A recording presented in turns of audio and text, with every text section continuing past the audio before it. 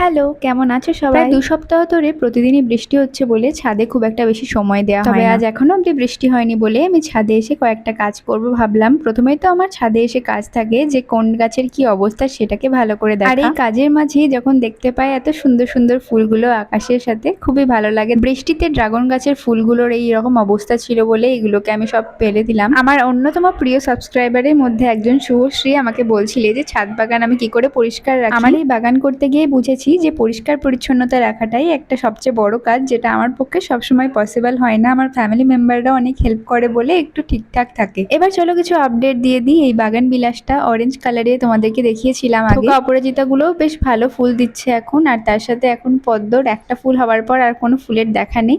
আর এই দেখো এখানে ছোট ছোট অ্যাডেনিয়ামের সিড পট গুলো থেকে নিজে থেকেই কি সুন্দর চারা বেরিয়ে গেছে। সত্যি প্রকৃতি কত সুন্দর, তাই না? কোনো ফুল ফুটুক না ফুটুক, শালুক ফুল কিন্তু রোজই আমি ছাদে গেলে দেখতে পাই।